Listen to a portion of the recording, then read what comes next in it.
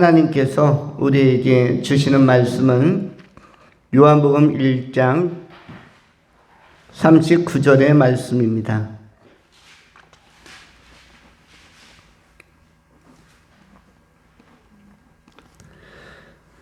요한복음 1장 39절의 말씀을 이제 받들어 봉독하겠습니다.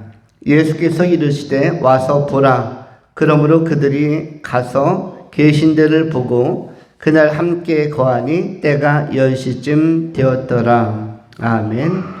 오늘은 와서 보라 라는 제목으로 하나님의 말씀을 전하겠습니다. 오늘 본문을 두 가지로 나누어서 정돈합니다. 첫 번째, 만남. 두 번째, 기회. 이렇게 두 가지로 만남이라는 소제목과 기회라는 소제목으로 와서 보라라는 예수님의 말씀을 상고하려고 합니다. 예수님과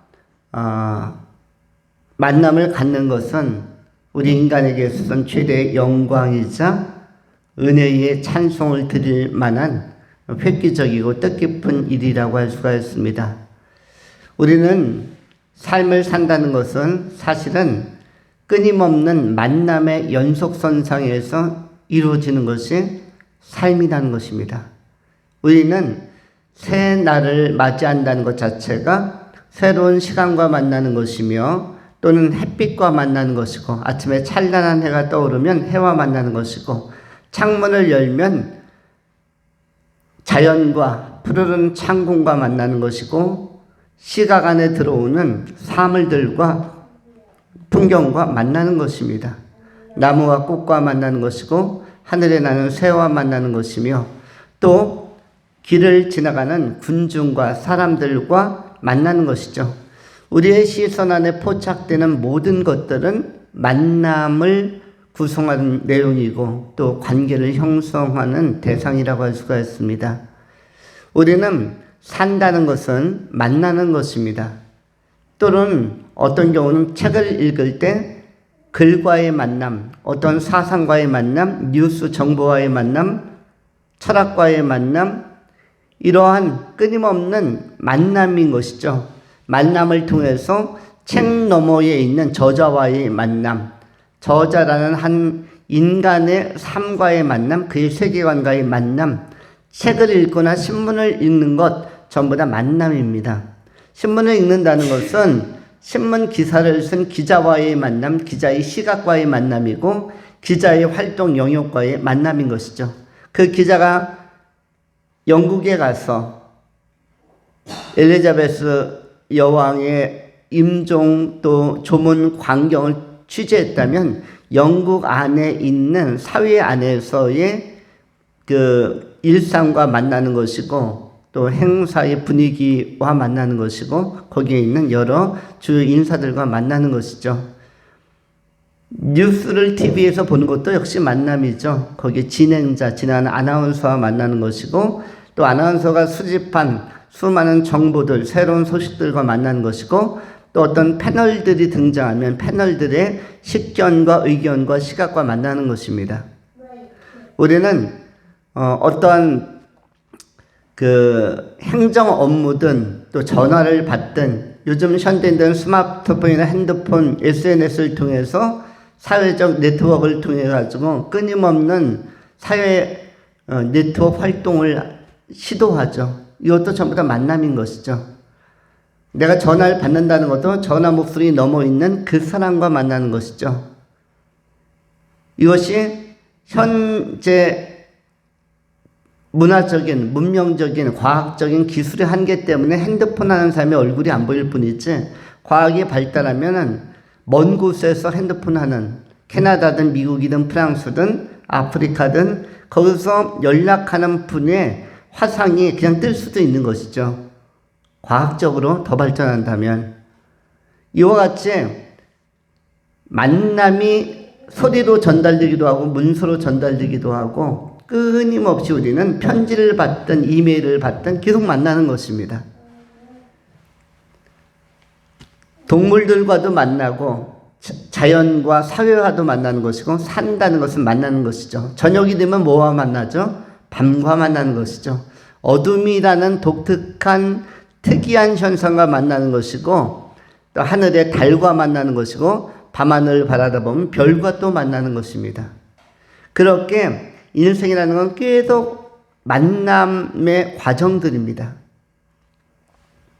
아이들은 학교에 가면은 학생들끼리 만날 것이고 어린이집에 가면 동료들과 만날 것이고 선생님들과 만날 것이고 또 어른들은 직장에 가면은 그 직장에 근무하는 상관된 사람들과 또 만나는 것입니다. 끊임없이 인간은 산다는 것은 뭐다? 만난다는 것이죠. 물론 이 만남의 대상이 다양하고 특별하지만 그 중에서 제일 중요한 것은 우리를 강렬하게 만나고자 하시는 분과 만나는 것이 더 중요한 것입니다. 세상에서 누가 나를 가장 열렬히 찾을까? 누가 나에 대해서 관심이 제일 많을까? 누가 나를 정말 만나고 싶어 할까? 인격적으로 만나기를 원하고 시간 내기를 원하고 이렇게 간절히 희구하고 그것을 추구하는 분이 요구하는 분이 누구일까? 시간 좀 내라 만나자 라고 요구하는 분이 있는데 이분이 바로 하나님이신 것이죠. 하나님은 우리 인간에게 또 하나님을 주목하는 사람들에게 끊임없이 만남의 시간을 요청합니다. 오늘도 시간 좀 낼래? 나와 대화할까? 하나님과의 대화, 하나님과의 소통이 뭐죠? 그것이 기도라는 것이죠. 하나님과의 대화, 또 하나님의 말씀을 보면서 성경을 펴놓고 읽으면서 그 문자 너머에 있는 예수님의 좋은 생각, 예수님의 좋은 비전, 구원의 의미들과 복음의 내포적 의미들을 발견해 나갈 수 있다면 이것도 굉장히 중요한 하나님께서 원하시는 시간들입니다. 또 하나님께서 우리를 이끌고 세상에 거하는 사람들과 만나러 가기를 또 원하시죠. 우리를 이끌고 세상에 거하는 사람들과 만나러 가는 방식을 뭐라고 표현하죠? 전도라고 하는 것입니다. 우리를 이끌고 우리라는 한 존재를 하나님께서 아끼신 존재와 더불어서 하나님께서 만나고자 하는 사람들에게 다가가는 것, 이것을 전도라고 하는 것입니다. 이른바 성령의 이끌림을 받아서 성령 충만하여 하나님의 영, 하나님의 거룩한 영으로 우리가 무장하고 하나님에 대한 좋은 소식을 또 만남의 대상들에게 그가 우리가 목적하고 작정한 사람이든 기도하면서 준비한 사람에게 전도를 하는 것이든 아니면 불특정 다수에게 예기치 않은 사람, 도로에서 길거리에서 우연히 만난 사람들에게도 우리가 친절과 더불어서 복음을 전할 수 있고 떡과 더불어서 복음을 전할 수 있다면 이런 모든 것들이 의미 있는 하나님과 동행하면서 새로운 그리고 매우 중요한 만남의 그 현장으로 이끌어가는 삶이라고 할 수가 있습니다. 산다는 것은 만나는 것입니다. 기왕 이 만남이 반복되고 있고 만남이 계속되고 있는 것이 산다는 것이라면 우리는 그 가운데서 자신의 뜻을 선명하게 내비치면서 자신의 의사를 명료하게 명백하게 나타내면서 명시적으로 다가오는 그분과의 만남, 이렇게 우리를 찾는 사람, 우리와 대화하기를 원하고 우리가 인격적으로 만나기를 원하는 분은 하나님 이외에는 없습니다. 하나님만이 인격적으로 우리와 만나고 사귀려고 하시는 것이죠. 그래서 우리는 수많은 만남 가운데서 바로 하나님과의 만남, 또 예수 그리스도의 만남을 진지하게 가져갈 필요가 있습니다. 특별히 이 가을에는 기도하면서 하나님과 충분히 소통하고 또 전도하면서 그들에게도 더 풍성한 만남의 계기를 우리가 제시해야 할 것입니다. 그러할 때 성경은 어떠한 결과들과 열매들이 맺히는가에 대해서 바울 사도가 쓴 빌립보서를 통해서 이렇게 증언합니다. 빌립보서 1장 6절에 너희 안에서 착한 일을 시작하신 이가 그리스도 예수의 날까지 이루실 줄 우리는 확신하노라. 너희가 첫날부터 이제까지 복음을 위한 일에 참여하고 있기 때문이라. 이것이 바로 우리 주님께서 우리에게 원하는 사명이자 그리고 요구이자 또 명령이라고 할 수가 있습니다. 우리 주님은 우리 안에서 착한 일을 행하기를 원하신다라고 기록하고 있습니다. 우리가 로마서 8장 26절로 28절을 확인해 본 것처럼 예수님도 우리를 위해서 친히 중보하고 간구하시지만 성령님도 우리를 위하여 친히 간구하시며 탄식하며 간구하시고 기도하신다는 사실을 우리는 확인하였습니다. 일반적으로 성도를 향한 하나님의 백성을 향한 기도는 예수님만 한다라는 그런 편향 내지는 고정관념이 있습니다. 그런데 성경은 예수님만이라고 성자만이라고 하질 않고 성령께서도라고 말씀합니다.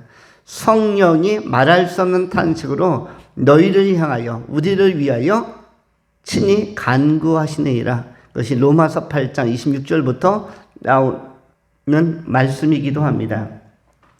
우리 하나님께서는 우리 안에서 착한 일을 행하시기를 원하죠. 그런데 그 착한 일의 내용은 무엇인가 하면 우리가 복음을 받아들이고 그 복음이 우리 안에서 좋은 열매, 성숙한 열매를 맺는 데까지 자라나는 것을 착한 일이라고 표현하고 있습니다. 빌립보서 1장 8절로 11절까지 계속 이렇게 말씀합니다. 내가 예수 그리스도의 심장으로 너희 무리를 얼마나 사모하는지 하나님이 내 증인이시니라. 내가 기도하노라. 너희 사랑을 지식과 모든 총명으로 점점 더 풍성하게 하사 너희로 지극히 선한 것을 분별하며 또 진실하여 허물 없이 그리스도의 날까지 이르고 예수 그리스도로 말미암아 의의 열매가 가득하여 하나님의 영광과 찬송이 되기를 원하노라. 우리가 하나님과의 교제를 통해서 하나님과의 인격적인 만남을 통해서 지극히 선한 것을 분별할 줄 아는 영적 가치를 인정하고 인지할 수 있는 수준까지 성장하고 또한 허물이 없고 온전케 되어서 그리스도 예수의 날 주님께서 강림하신 그날까지 성장하기를 주님은 우리에게 원하시고 예수 그리스도의 날에 주님께서 인류 가운데 입이 되어진 예정된 사람들 다 구원하시고 나서 재림하실 때에 역사의 한복판에 다시 오실 때에 믿는 성도들이 의의 열매가 가득한 사람들이 되기를 바라는 것이며 하나님의 영광과 찬송이 되기를 원한다라고 바울 사도도 간절한 마음으로 권면하고 있습니다. 우리가 먼저 와서 누구와 만나야 되는가? 예수 그리스도와 인격적으로 만나고 먼저 부름받아서 전도되어서 하나님의 공동체, 하나님의 임재 앞에 선 우리들이 하나님을 인격적으로 깊게 만나야만 합니다. 우리가 먼저 만나고 우리가 먼저 와서 먼저 온 사람들이 먼저 제대로 하나님을 보아야 하는 것입니다.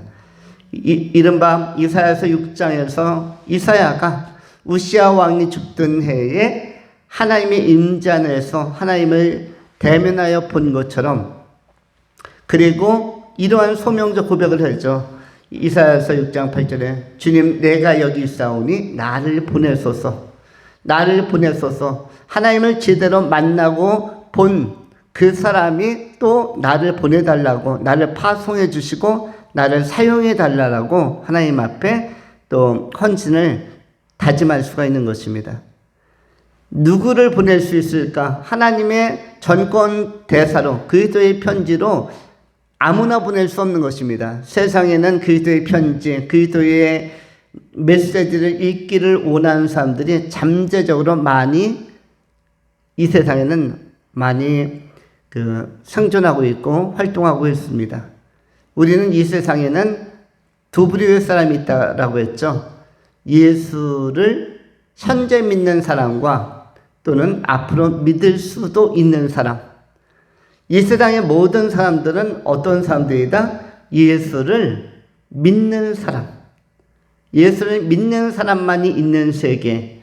어떻게 구별하면 현재 믿고 있는 사람과 앞으로 믿을 수도 있는 사람. 우리는 불신자 개념이 아니라 현재 이미 믿은 사람들과 앞으로 믿을 수도 있는 사람으로 전 세계를 구별해 볼 수가 있습니다. 예수 그리스도 안에서 통일성을 가지고 그 통일성의 시각에서 보면은 예수 그리스도 이론론적인 핵심적인 예수 그리스도 중심적으로 세계를 파악한다면 70억 가운데서 이미 예수 믿은 사람과 앞으로 예수를 믿을 수도 있는 사람으로 구별해 볼 수가 있어요. 그대로 우리가 배타적으로 타종교인, 무신론자, 무교 이렇게 간주해 버리는 것이 아니라 앞으로 믿을 수도 있는 사람, 잠재적인 그리스도인. 사실 잠재적인 그리스도인들을 살려내고 그들에게 관심을 보이는 것이 무엇입니까? 그것이 바로 선교이고 전도인 것이죠. 그러니까 우리가 앞으로 예수를 와서 제대로 만난 사람으로서 하나님을 인격적으로 만난 사람으로서 해야 할 미션과 과제는 잠재적인 그리스도인, 앞으로 믿을 수도 있는 그 한 사람 한 사람을 얼마나 살려낼 수 있는가. 이것이 우리 그리스도인의 사명이자 교회론적인 교회의 선교적 의무라고 할 수가 있는 것입니다. 부흥이라는 것도 다른 것이 아니죠. 이미 믿은 사람들이 더 힘있게 모이고 이미 믿은 사람들이 그리스도 안에서 더 인격적으로 주님을 만나고 주님의 뜻을 알고자 하는 것이며 또 앞으로 교회는 앞으로 믿을 수도 있는 사람들을 얼마나 찾아낼 수 있는가. 그것이 교회가 부흥할 수 있느냐의 관건이라고 할 수가 있습니다. 물론 수평이 등으로 여기서 믿고 저기서 믿었던 사람들이 한 교회에 다 모여서 수천 명, 수만 명이 되는 것도 부흥적 현상이라고 표현할 수는 있지만 그것은 부흥은 아니고 부흥적 현상으로 평가받을 수 있는 것이죠. 크리스찬들이 모이니 참 좋다 이런 평가를 받을 수 있는 것이지만 그러나 안 믿는 사람들이 제대로 믿어야 안 믿는 사람들이 교회에 나오기 시작해야 그것이 본질적인 부흥이라고 할 수가 있죠. 이 교회 저 교회에서 믿었던 사람들이 한 곳에 왕창 몰려있는 것은 어떻게 보면 좋은 평가를 받을 수 있는 크리스찬들이 모여서 힘이 있다. 찬양도 힘이 있고 아멘 소리도 힘이 있고 참 모여서 활동하는 거 좋다라고 평가받을 수도 있지만 그러나 더 좋은 것은 무엇이죠? 안 믿었던 사람들이 그 교회 공동체가 크든 적든 믿기 시작하고 그리스도 밖에 있었던 사람들이 잠재적인 그리스도인들이 실체적인 그리스도인 진짜 예수 믿는 사람으로 들어오는 변화가 꾸준히 일어날 수 있다면 이것이야말로 진정한 부흥이라고 할 수가 있는 것입니다. 그래서 부흥은 수천 명, 수만 명이 모이는 교회 공동체를 부흥이라고 할 것이 아니라 그것은 부흥적 현상이라고 볼 수는 있겠지만 그러나 진짜 부흥은 안 믿었던 사람, 잠재적 그리스도인, 앞으로 믿을 수도 있는 사람이 실제로 믿는 사람으로 변화되는 것. 이것이 가장 좋은 의로운 열매요 하나님께 영광이 되는 또 하나님의 기쁨과 찬송이 되는 역사라고 할 수가 있습니다. 우리 장로님께서 지난주에 식사하면서 이 부근에 있는 교회들이 굉장히 많이 예배를 쉬는 것이 아직도 진행되고 있다. 어떤 경우는 몇몇 교회는 교회 문을 완전히 닫았다라고 하는 교회가 서너 교회 우리 반경 한 2, 3km 안에도 실제로 나타나고 있고 그걸 또 이야기해 주셨습니다. 그러면서 우리 교회가 그래도 대단한 저력이 있는 것은 그 기간에도 안 믿었던 사람들, 그리스도 밖에 있었던 사람들이 그리스도 안에 들어오는 현상이 코로나 기간에도 일어나고 있다. 대표적인 증거로 구혜영 집사님의 친정 아버님이 교회를 나오고 있다. 교회를 나오고 있다. 자칫 잘못 판단 미스를 했다면 수련회까지 갈 뻔했다.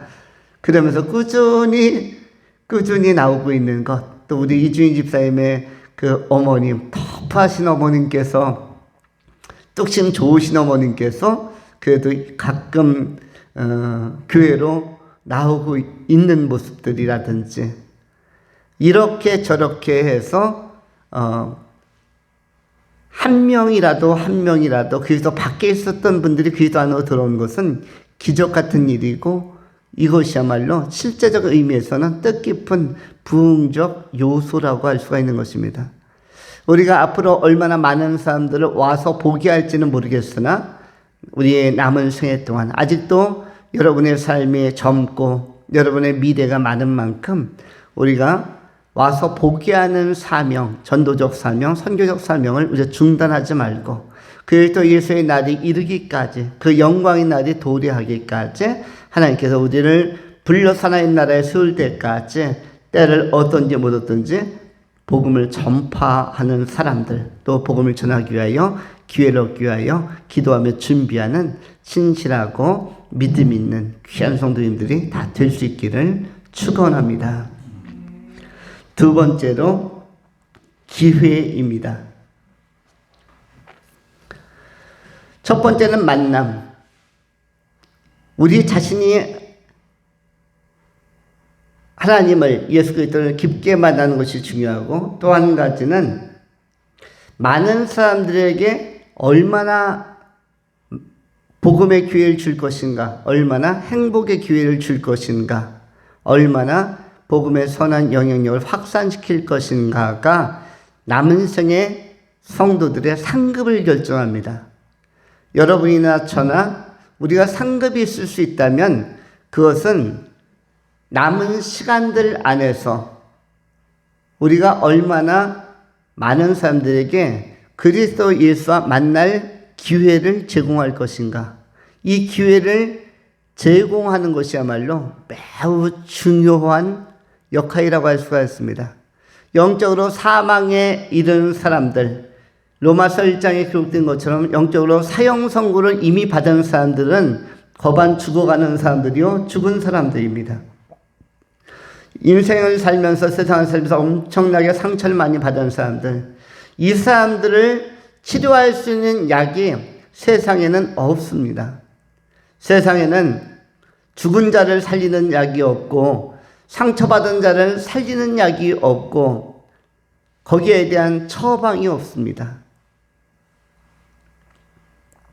부모님도 죽어가는 자녀, 영적으로 죽어가는 자녀를 살리지 못하고, 사회나 국가나 제도도 역시 영적으로 사망 상태, 이미 사형 선고를 받고 살아가는, 사형 선고는 이미 이루어졌고 사형 집행까지 유한한 인생의 여정을 지금 살아내고 있는 사람들에게 희망과 생명, 또 그들을 살려내는 일을 할 수 있는 사람들이 특정한 사람들 이외에는 없는데, 바로 그들을 살려낼 수 있는 치료제, 약을 가진 사람들만이 이 기회를 제공할 수가 있습니다. 영적으로 죽어있는 자를 살리는 것은 복음이라는, 신약과 구약이라는 특별한 양식, 특별한 약, 보약 중에 보약, 구약과 신약, 이 두 가지 약만이 유일하게 죽은 자나 상처받은 자를 구체적으로 치료할 수 있는 유일한 치료제가 될 수 있는 것입니다. 그것은 구약과 신약 속에서 공통적으로 강조하는 복음에 관한 것이죠. 결국 예수를 어떻게 효과적으로 처방할 수 있느냐, 전달할 수 있느냐, 그들의 닫혀있는 양파 껍질처럼 겹겹이 닫혀져 있는 마음의 빗장문을 열어제끼고 그 심령 깊이에 어떻게 복음을 집어넣을 수 있느냐가 사실 기회 제공의 척도라고 할 수가 있습니다. 사실 우리 주변에도 가까이도 우리 친지들 가운데, 형제들 가운데도, 또 부모님들 가운데도 예수를 만날 수 있는 공간을 마련하지 못하는 심령의 심정적으로 빗장을 너무 많이 채우고 있어서 복음이 들어가지 못하도록 철저히 차단하고 있는 방어벽을 치는 영혼들이 우리 주변에도 많이 있습니다. 이들도 예외 없이 그냥 인생이 마무리되면 기회를 놓치면은 이들도 지옥에 가는 것입니다. 이것은 이미 성경에서 하나님이 명시하고 있는 것입니다. 하나님은 시건찬이 아시기 때문에 그냥 집행하는 것이죠. 이미 사형 선고를 받았음에도 불구하고 그들은 이미 포기 상태입니다. 그들은 힘이 없어요. 마음의 빗장을 잠그긴 했지만 열 수 있는 힘이 그들에게는 없습니다. 요한계시록 2장 20절에도 기록되어져 있죠. 볼지어다 내가 문 밖에서 두드리노니 내 음성을 듣고 문을 열면 내가 그에게로 들어가 그로 더불어 먹고 마시리라. 예수님께서 말씀하셨죠. 그런데 예수님의 위치는 어디냐면 문 밖입니다. 문 밖. 사람의 마음의 문 밖에 예수님이 위치하고 있습니다. 그리고 그 마음의 문을 두드리는 것이 기회 제공인데 사람들은 단단하게 방어벽을 치고 있고 엄청난 수비벽을 치고 있어요. 겹겹이 접근하지 못하도록 여러 가지 핑계와 이유로 겹겹이 방어벽을 칩니다. 한 껍질 벗겨내면 양파 껍질처럼 또 두 번째 껍질이 나오고요. 두 번째 벗기면 세 번째가 나와 있고 그 겹겹이 방해 요소와 장애물들이 설치되어 있는 것입니다. 그런데 아무리 수십 겹, 수백 겹이라도 그걸 다 제껴내고 심령 깊이에서는 복음을 기다리는 순전한 심령이 사실은 목마른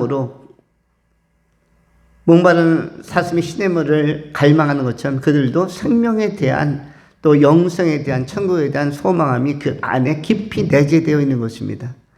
그 내재되어 있는 것을 어떻게 끌어올릴 것인가? 우리는 이전 시대에 우물을 파서 식수를 해결했던 시기가 있었습니다. 지금같이 수도가 연결되지 않았을 때, 그럴 때 펌프라는 것을 이용했는데 너무나 많은 가정에서 땅을 팠습니다. 땅을 파면은 흙이 나오고 돌덩이도 나오고 물이 안 나올 것 같죠. 그래서 어떤 집은 20m를 팝니다. 어떤 집은 30m를 파고 어떤 집은 50m를 파면 50m까지 파면 어느 지역에서나 높은 고지대에서도 물이 나옵니다. 놀랍게도 지표에 흐르는 강물이나 호수물이나 시냇가만 물이 있는 게 아니라 모든 지구의 모든 땅에는 뭐가 있다? 지하수가 흐릅니다. 비가 와서 그냥 어디로 사라지는 게 아니에요. 일부는 바다로 흘러가지만 일부는 흙 안으로, 토양 안으로 들어가서 거기서 고여서 지하수를 생성합니다. 그래서 굉장히 많은 양의 지하수들을 흙은 품고 있습니다.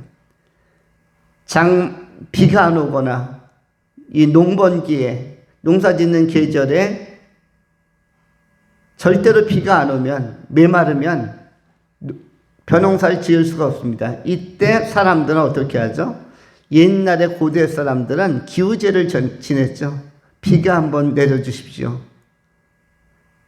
하늘에다 대고 기우제를 지냈지만 현대인들은 어떻게 하죠? 발동기를 이용해서 땅속에 파이프를 받고 밑에 있는 주하수를 끌어올려가지고 그래서 높은 고지대까지 산지까지도 논에 벼가 자랄 수 있도록 물을 다 댑니다. 양주 지역만 하더라도 마찬가지입니다. 이 지역도 약간 지대 면에서는 높은 지역입니다. 양지역서부터 계속 거슬러 올라오는 곳이 이 백석 지역이죠. 그래서 지대가 높기 때문에 여기는 무슨 난리는 안 나죠? 태풍이 불든 장마가 오든 피해가 없는 게 있어요. 어떤 피해는 안 봅니까? 물 피해, 수재는 안 납니다. 여러분 이 지역에서 이재민이나 수재민 만난 일이 있습니까? 물난리로 말미암아 우리 집이 붕괴되고 우리 집에 물이 침투해가지고 우리 부엌까지 주방까지 물이 다 찼다. 안방까지 다 찼고 우리 도로가 배를 띄워야 가야 되는 상태가 되었다. 이 지역은 그런 피해는 안 봅니다. 지형적으로 좀 높은 지역에 있어서. 그리고 강물이 가까이 있지 않아서. 그래서 다른 피해는 모르겠지만은 비 피해는 없는 지역입니다. 그런가 하면 포항이라든지 섬진강 유역이라든지 낮은 곳은 비 피해가 태풍이나 장마가 되면은 많은 비 피해가 발생하기도 합니다. 그런데 이 지역은 지형적으로 높아서 비가 안 오면 그야말로 논바닥에 메마를 수 있음에도 불구하고 양주쌀, 양주미하면 좋은 쌀로 유명합니다. 이유는 뭐죠? 큰 강도 없고 그렇다고 수돗물 갖다가 끌어다가 논에다 물을 대는 것도 아닌데 어떻게 강물도 없고 그렇게 변변한 수자원이 없는 곳에서 풍부한 풍년이 올 수 있는가, 벼농사가 잘 되는가 하면은 다 그것은 지하수들을 저 안반 밑에서 끌어올려서 되는 것이죠. 요즘은 발동기를 이용해서 다 끌어올리는 것입니다. 이와 같이 사람들의 심령에도 전혀 불가능해 보이는 딱딱한 마음의 장벽들도 있고 흙덩어리도 있고 모래도 있고 아무리 파고 들어가도 씨가 안 막힐 것 같은 아무리 파도 물이 안 나올 것 같은 그런 한계를 심령의 벽으로부터 많이 느끼지만 이것은 우리가 속는 것입니다. 쉽게 이야기해서 그리스도의 말씀으로 또 성령의 돌파로 인해서 뚫리지 않는 땅이 없는 것처럼 발동기가 파고 들어가서 끌어내지 못할 물이 없는 것처럼 30m 아니면 50m 아니면 100m까지 파고 들어가면 물이 나오는 것처럼 우리 심령의 마음의 밭도 그 베일을 벗기고 장막을 벗기고 수비벽과 방어벽과 여러 가지 장애들을 벗겨내고 나면 그 심령은 순수하게 하나님께로 돌아올 수가 있는 것입니다. 그러면 이 베일은 뭘로 벗길 수 있는가? 혈과 육으로는 못 벗기는 것입니다. 그 수비벽과 방어벽이 안 무너지도록 탄탄하게 붙들고 있는 어둠의 세력, 사단 마귀의 세력과 귀신의 세력이 있는 것입니다. 우리의 싸움은 혈과 육에 관한 싸움이 아니요 하늘에 있는 악의 영들과의 싸움이라는 사실을 우리가 다시 한번 환기시키고 명심할 필요가 있습니다. 에베소서 6장 10절로 17절의 성경이 이렇게 말씀합니다. 끝으로 너희가 주 안에서와 그 힘의 능력으로 강건하여지고 마귀의 간계를 능히 대적하기 위하여 하나님의 전신갑주를 입으라. 우리의 씨름은 혈과 육에 대한 것이 아니요 통치자들과 권세들과 이 어둠의 세상 주관자들과 하늘에 있는 악의 영들을 상대함이라. 그러므로 하나님의 전신갑주를 취하라. 이는 악한 너희가 능히 대적하고 모든 일을 행한 후에 서기 위함이라. 그런즉 서서 진리로 너희 허리띠를 띠고 의의 호심경으로 붙이고 평안의 복음이 준비한 것으로 신을 신고 모든 것 위에 믿음의 방패를 가지고 이로써 능히 악한 자의 모든 불화살을 소멸하고 구원의 도구와 성령의 검 곧 하나님의 말씀을 가지라. 이렇게 선언하고 있는 것입니다. 또한 18절에 연이어서 모든 기도와 간구를 하되 항상 성령 안에서 기도하고 이를 위하여 깨어 구하기를 항상 힘쓰며 여러 성도를 위하여 구하라. 하나님의 말씀을 가지고 영적 전투에 힘있게 임할 뿐만 아니라 모든 기도와 간구를 하되 항상 성령 안에서 기도하고라고 연이어지고 있습니다. 성령의 강력한 능력으로 하나님의 완력으로 하나님의 오른팔이 작동해서 수비벽을 벗겨내고 방어벽을 벗겨내야만 그 심령은 뚫립니다.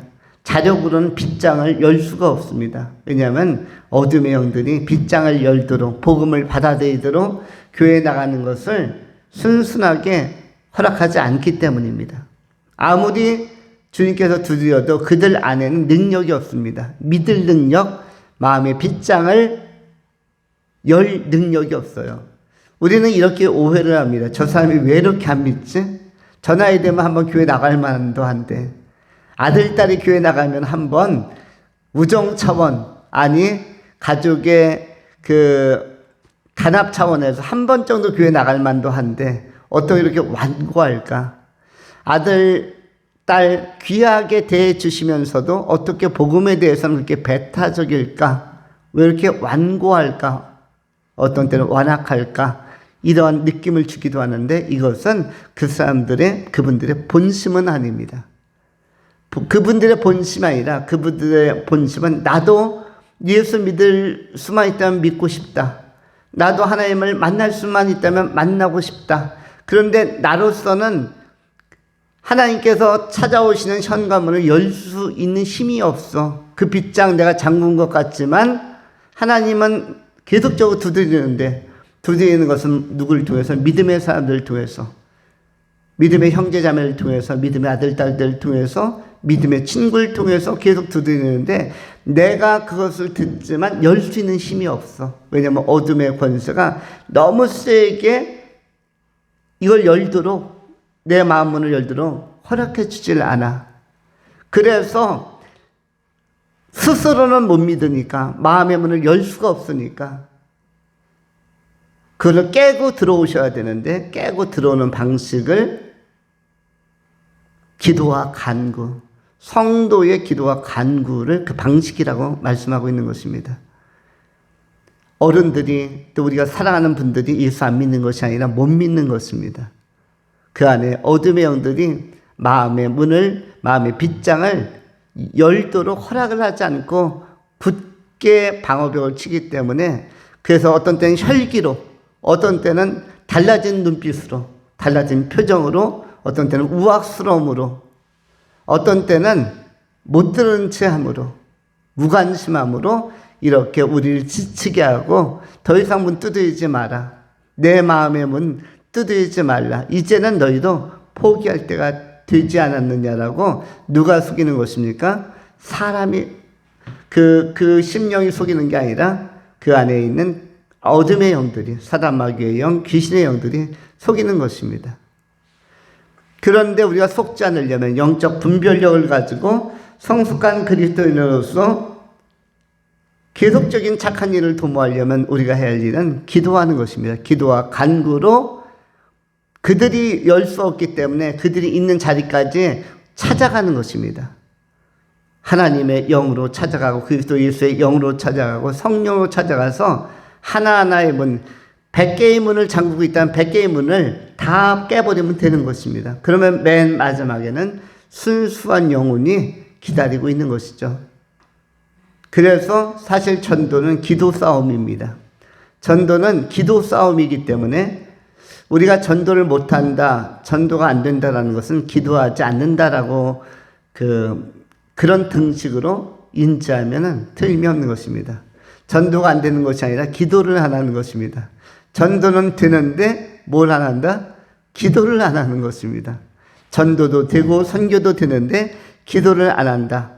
그렇다면 우리가 결과물로서 내가 사랑하는 사람들, 나의 이웃, 나의 친지, 부모가 하나님 앞에 돌아온 것을 목적적으로 먼저 내세우기 전에 기도하는 베이스, 기도의 기초와 기도의 기반 위에서 성경의 모범을 따라서 아브라함이 기도하고, 노아가 기도하고, 모세가 기도하고, 사무엘이 기도하고, 여호수아가 기도하고, 다니엘이 기도하고, 다윗이 기도하고, 바울이 기도하고, 요한이 기도하고, 기도한 것처럼, 베드로가 기도한 것처럼 우리도 목적을 내세우기 전에, 전도나 선교를 내세우기 전에 먼저 기도하는 것이 먼저 선행이 되어야 할 것입니다. 그래서 에베소서 6장 18절에 나오는 것처럼 모든 기도와 간구를 하되 항상 성령 안에서 기도하고 이를 위하여 깨어 구하기를 항상 힘쓰라 라는 권면을 우리가 진지하게 받아들여서 기도함으로써 전도의 능력도 있고 선교의 능력도 있고 많은 사람들에게 기회도 제공하고 와서 그리스도를 보게 할 수 있는 그런 그리스도의 편지로 초대장으로 기능할 수 있도록 우리가 남은 시간들 평생 동안 기도함으로 선한 역사도 체험하고 선한 영향력도 발산하고 많은 영혼들을 옳은 대로 돌아오게 하고 하늘의 별처럼 빛나는 그런 아름답게 쓰임받는 종들로 다 세움받을 수 있기를 축원합니다. 다니엘서 12장에 성경은 이렇게 약속하고 있습니다. 12장 3절입니다. 지혜 있는 자는 궁창의 빛과 같이 빛날 것이요 많은 사람을 옳은 대로 돌아오게 한 자는 별과 같이 영원토록 빛나리라. 많은 사람들 돌아오게 하는 그리스도 예수께로 돌아오게 하고 돌아와서 그리스도를 만나게 할 수 있는 기회를 제공하는 자로 하늘의 별과 같이 영원토록 빛나는 존재로 하나님 앞에 칭찬받고 상급을 받는 귀한 성도님들의 삶이 될 수 있기를 축원합니다. 기도하겠습니다. 할렐루야. 자비하신 하나님 감사합니다. 오늘도 진리의 말씀을 통해서 와서 보라 라는 말씀으로 소망의 말씀을 나누었습니다.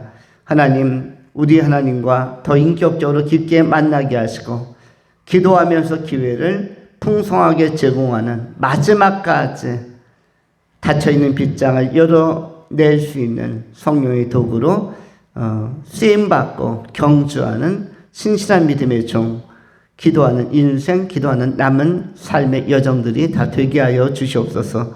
감사드리오며 우리 구주 예수 그리스도 이름으로 축복하며 기도하옵나이다. 아멘.